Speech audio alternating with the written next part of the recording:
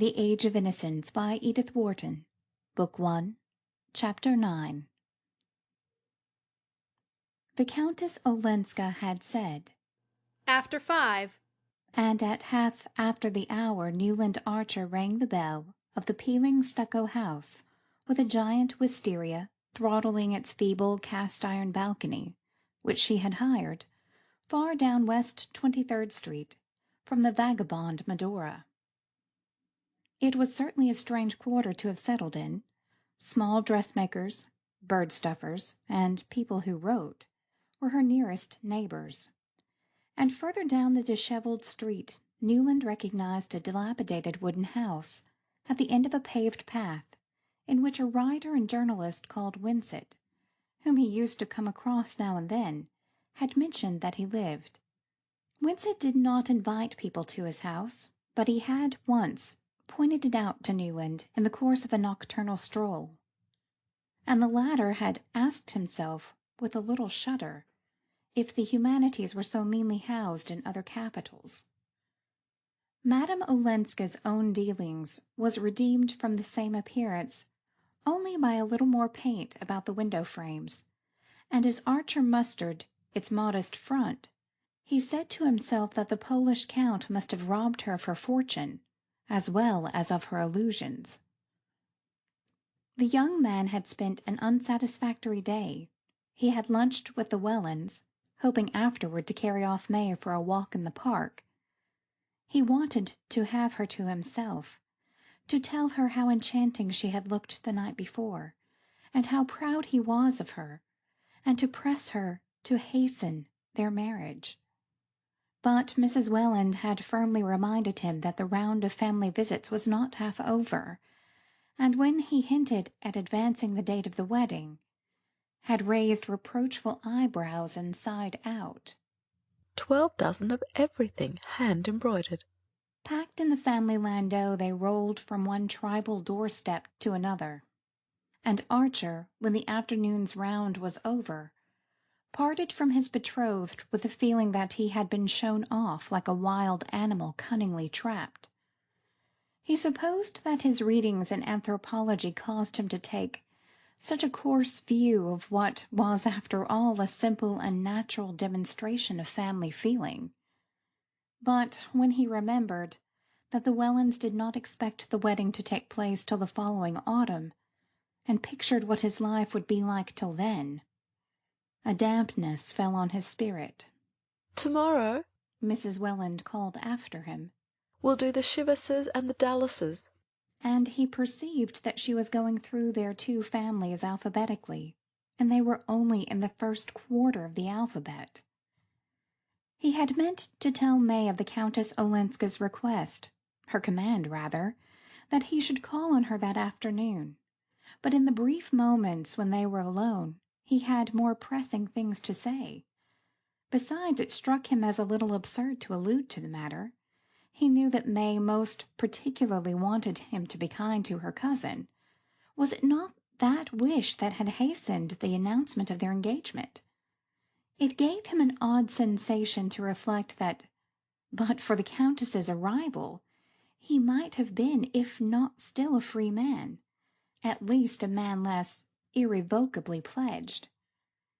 But May had willed it so, and he felt himself somehow relieved of further responsibility, and therefore at liberty, if he chose, to call on her cousin without telling her. As he stood on Madame Olenska's threshold, curiosity was his uppermost feeling. He was puzzled by the tone in which she had summoned him. He concluded that she was less simple than she seemed.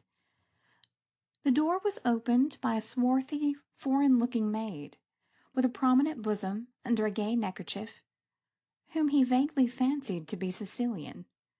She welcomed him with all her white teeth, and answering his inquiries with a headshake of incomprehension, led him through the narrow hall into a low, firelit drawing-room.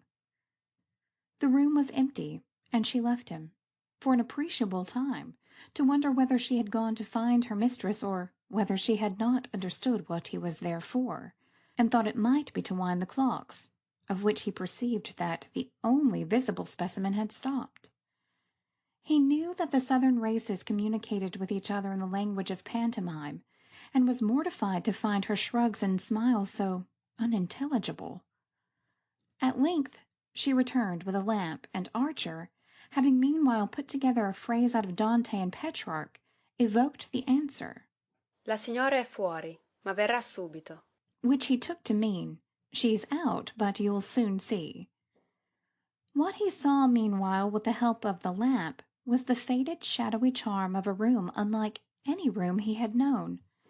He knew that the Countess Olenska had brought some of her possessions with her, bits of wreckage, she called them, and these he supposed were represented by some small slender tables of dark wood, a delicate little Greek bronze on the chimney-piece, and a stretch of red damask nailed on the discoloured wall-paper behind a couple of Italian-looking pictures in old frames. Newland Archer prided himself on his knowledge of Italian art. His boyhood had been saturated with Ruskin, and he had read all the latest books, John Addington Symonds, Vernon Lee's Euphorion, and essays of P.G. Hamerton, and a wonderful new volume called The Renaissance, by Walter Pater. He talked easily of Botticelli, and spoke of Fra Angelico with a faint condescension, but these pictures bewildered him, for they were nothing like what he was accustomed to look at, and therefore able to see, when he travelled in Italy, and perhaps also his powers of observation were impaired by the oddness of finding himself in this strange empty house, where apparently no one expected him. He was sorry that he had not told May Welland of Countess Olenska's request, and a little disturbed by the thought that his betrothed might come in to see her cousin. What would she think if she found him sitting there with the air of intimacy implied by waiting alone, in the dusk, at a lady's fireside?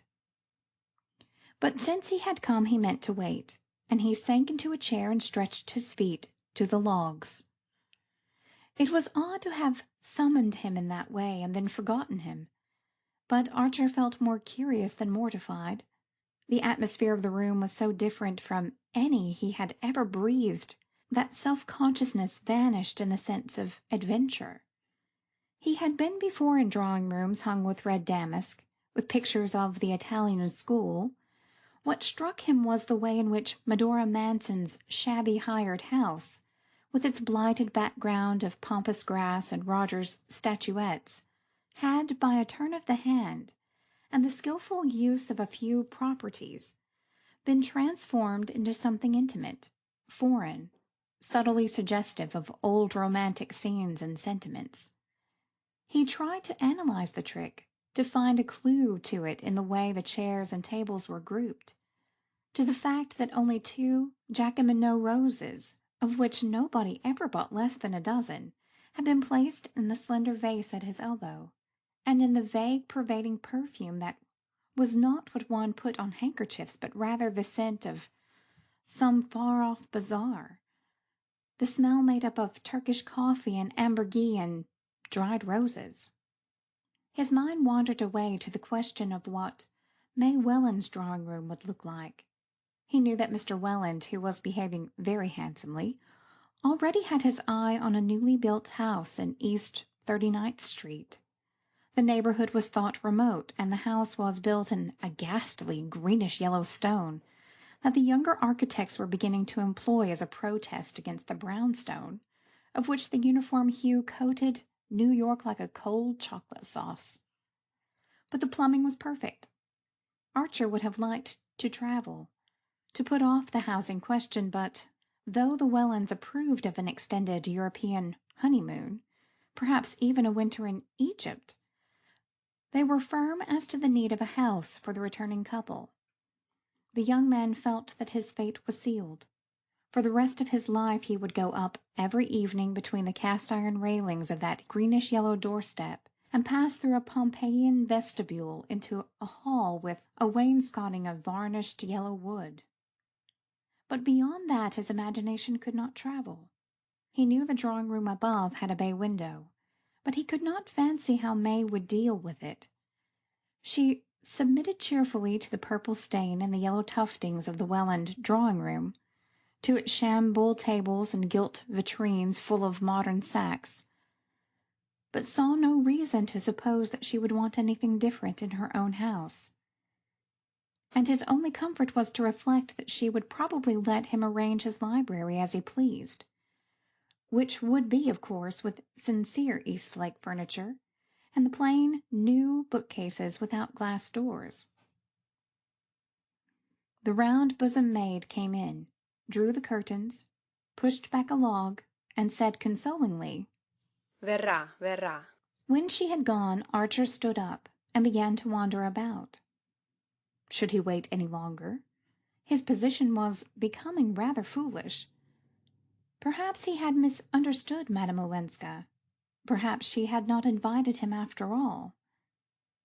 Down the cobblestones of the quiet street came the ring of a stepper's hoofs. They stopped before the house, and he caught the opening of the carriage door. Parting the curtains, he looked out into the early dusk. A street lamp faced him, and in its light he saw Julius Beaufort's compact English brougham, drawn by a big roan, and the banker descending from it and helping out Madame Olenska. Beaufort stood hat in hand, saying something which his companion seemed to negative. Then they shook hands, and he jumped into his carriage while she mounted the steps. When she entered the room, she saw no surprise at seeing Archer there. Surprise seemed the emotion that she was least addicted to. "How do you like my funny house?" she asked. "To me it's like heaven." As she spoke, she untied her little velvet bonnet, and tossing it away with her long cloak, stood looking at him with meditative eyes. "You've arranged it delightfully," he rejoined, alive to the flatness of the words, but imprisoned in the conventional by his consuming desire to be simple and striking. "Oh, it's a poor little place. My relations despise it. But at any rate, it's less gloomy than the Van der Luydens." The words gave him an electric shock, for few were the rebellious spirits who would have dared to call the stately home of the Van der Luydens gloomy. Those privileged to enter it shivered there, and spoke of it as handsome, but suddenly he was glad that she had given voice to the general shiver. "It's delicious, what you've done here," he repeated. "I like the little house," she admitted. "but I suppose what I like is the blessedness of its being here, in my own country and my own town, and then of being alone in it." She spoke so low that he hardly heard the last phrase, but in his awkwardness he took it up. "You like so much to be alone?" "Yes, as long as my friends keep me from feeling lonely." She sat down near the fire, said, "Nastasia will bring the tea presently," and signed to him to return to his chair, adding, "I see you've already chosen your corner." Leaning back, she folded her arms behind her head and looked at the fire under drooping lids. "This is the hour I like best, don't you?" A proper sense of his dignity caused him to answer. "I was afraid you'd forgotten the hour. Beaufort must have been very engrossing." She looked amused. "Why, have you waited long? Mr. Beaufort took me to see a number of houses, since it seems I'm not to be allowed to stay in this one." She appeared to dismiss both Beaufort and himself from her mind, and went on. "I've never been in a city where there seems to be such a feeling against living in des quartiers excentriques. What does it matter where one lives? I'm told the street is respectable." "It's not fashionable." "Fashionable? Do you all think so much of that? Why not make one's own fashions? But I suppose I've lived too independently. At any rate, I want to do what you all do. I want to feel cared for and safe." He was touched, as he had been the evening before when she spoke of her need for guidance. "That's what your friends want you to feel. New York's an awfully safe place," he added with a flash of sarcasm. "Yes, isn't it? One feels that," she cried, missing the mockery. "Being here is like being taken on a holiday when one has been a good little girl and done all one's lessons." The analogy was well meant, but did not altogether please him. He did not mind being flippant about New York, but disliked to hear anyone else take the same tone. He wondered if she did not begin to see what a powerful engine it was, and how nearly it had crushed her. The Lovell Mingotts' dinner, patched up in extremis out of all sorts of social odds and ends, ought to have taught her the narrowness of her escape. But either she had been all along unaware of having skirted disaster, or else she had lost sight of it in the triumph of the Van der Luyden evening. Archer inclined to the former theory. He fancied that her New York was still completely undifferentiated, and the conjecture nettled him. Last night, he said, New York laid itself out for you. The Van der Luydens do nothing by halves. No, how kind they are. It was such a nice party. Everyone seems to have such an esteem for them. The terms were hardly adequate. She might have spoken in that way of a tea party at the dear old Miss Lanning's. The Van der Luydens, said Archer, feeling himself pompous as he spoke, are the most powerful influence in New York society. Unfortunately, owing to her health, they receive very seldom. She unclasped her hands from behind her head and looked at him meditatively. Isn't that perhaps the reason? The reason? For their great influence, that they make themselves so rare. He colored a little, stared at her, and suddenly felt the penetration of the remark. At a stroke she had pricked the Van der Luydens, and they collapsed. He laughed and sacrificed them. Nastasia brought the tea and handless Japanese cups and covered little dishes, placing them on a low table. But you'll explain these things to me.